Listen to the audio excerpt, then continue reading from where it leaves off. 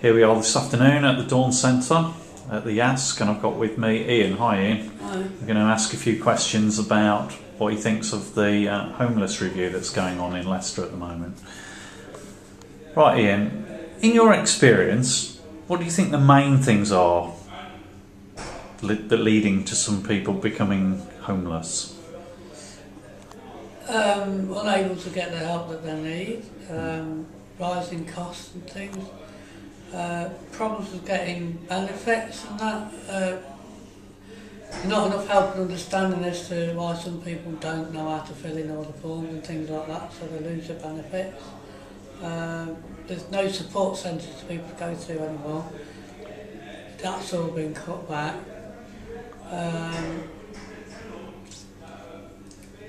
Drug and alcohol problems, as you know, but I mean, situations lead to drug and alcohol problems, and then people, you know, inevitably end up getting into debt and ending up on the street or in prison or wherever. And then, you know, then at some point they have to find somewhere to sleep to get the roof over their head. Yeah. Now, have you had any experience of being homeless yourself? No, I've been quite lucky really.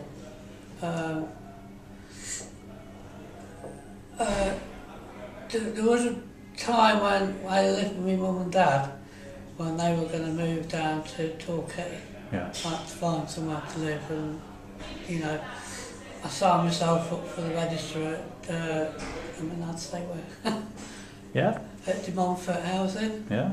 and you know, I didn't hear anything. To this day, I haven't heard anything. Mm-hmm. So, you know, I don't know how people get on when they actually need somewhere desperate to live, and I was, you know, imminently going to be on the street. Yeah. But lucky enough for me, I got a job down south working with horses, so I got the accommodation in with that, so I was lucky. Yeah. But it just shows how close people and how easy it is potentially to get in that. So, looking at it from outside, obviously you've come into the Dawn Centre, you obviously know, you know, a few people here, people who use the service. Well, what do you think the main things are a homeless review should look at? The need, how many people are actually using the service at the minute, what need it is, what they get out of the service. So that if any of that, which is apparently it is imminently going to be cut, where are they going to get them services from? Simple basic needs like food and shelter, and I just like a lot of people that come here wash the clothes here, so where are they going to wash the clothes? Yeah. Things like that, you know. Storage of your belongings, simple things really. Now, the council intend to use the new powers by the government to offer people private accommodation rather than, say, hostels or, you know, social housing. Do you think this proposal will adequately meet the expected demand on services due to the forthcoming welfare reforms? Well, if the private sector is anything to go by, what they've done with old age people who need care and that, if that's anything to go by, then definitely, absolutely not. No. It worries me because the private sector are going to set the criteria. They're going to be in like almost full control of it. So they're going to pick and choose, cherry pick the people that they want, you know. There's going to be fudging the figures and things like that. There's going to be a hell of a lot of people that are going to be on the street, and that's going to lead to more crime. And they've already cut back on the police force anyway, in several ways, as we know. So what's going to happen? We're going to end up with absolute chaos. Now, you say you've not had any direct, you know, experience of homelessness yourself, but from your perception, do you think there's enough hostel accommodation already across the city to meet demand? No, not adequate, no. there's a lot of people that I meet, because I go to the drop-ins and food things because I can't afford to live, really, on the money that I get given. That's another thing. Yeah. I'll get back to in a minute. But there's a lot of these people live in disused factories and disused houses and things because there's simply not enough beds. Mm-hmm. They get turned away.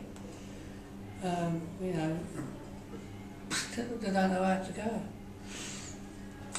And some of the places that are available, I mean, not this one is one of the good ones, but there are some places that I wouldn't keep an animal in them conditions. They're just not really good conditions at all.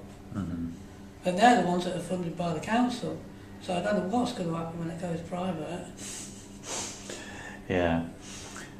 But in general, do you agree that people should stay in a hostel for the shortest period possible? Well, I don't really understand that. Well, I think that means, you know, rather than staying in hostel accommodation all the time or for long periods, they're actually settled elsewhere after that in a fairly quick way. That's how I understand it. Well, I mean, in my experience of talking to people, most people want their own place. Yeah. Want some kind of stability. Because then when you get that stability, then you can start looking at all your other problems and, you know, sort things out. There's a lot of psychological problems out there as well. Mm-hmm. You know, and you're not going to be able to be comfortable enough to sort all that out until you got your own stable accommodation. So yes, short term is a good idea, but you can't set the rules say, well, you're only allowed to stay here for 2 months. Mm-hmm. If you've not found anyone, because the onus will be put on the person, you see, rather than the services. It should be the services' job to get them somewhere to live. Yeah. If they can't, then they should still have the right to stay in the hostel until they've found a place. But if it comes to where they're only allowed to keep them there for 2 months, they're going to be on the street again. That's not going to solve anything. Yeah. And the council are looking to apply, I think, the one night out project, only one night out project, to new rough sleepers. Do you think that? What is that? It's basically they say that a person should only rough sleep once and then they get into the system and they get started to get help. But they're looking, for as far as we can tell from the document, that's applying to only new rough sleepers. So say if somebody has been in the system and they become rough sleepers again, then they're not counted. That's what some people are perceiving it to mean.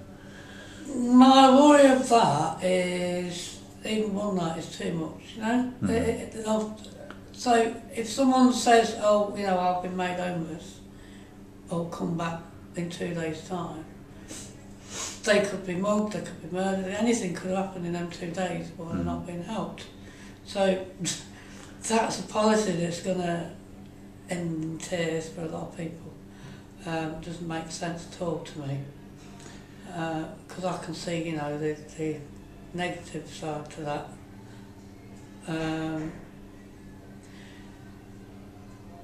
The idea that they're hoping that anyone if someone's been on the street for more than 1 day, they're going to be guaranteed somewhere. If that's what the policy's supposed to be saying, then that's a good idea. But at the minute they can't provide that, so I don't know how they're going to provide it by closing places down. Yeah. So what do you think the key is for people not becoming homeless again?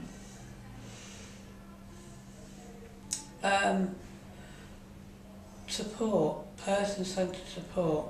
When they find somewhere to live, they still need support. At the minute, as far as I'm aware, the vast majority of people that get found a flat or somewhere, most of the time it's in the private sector, flats and that, but through agencies and whatnot, they don't get the support. They're just like, oh, we've got somewhere to live now, get on with it. Yeah. Well, that doesn't work.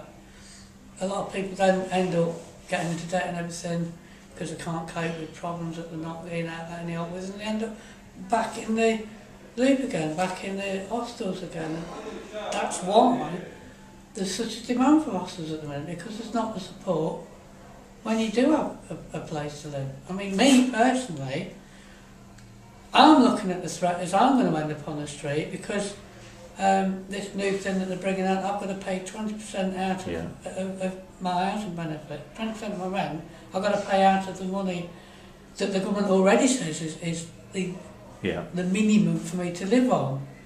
Yeah. So they're admitting that's the minimum for me to live on. So they're giving me not enough money to live on. So what's going to happen? I'm going to end up on the street.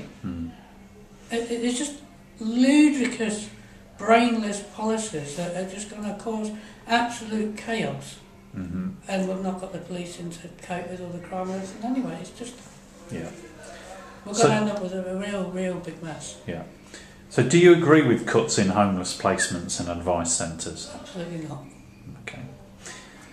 I would agree with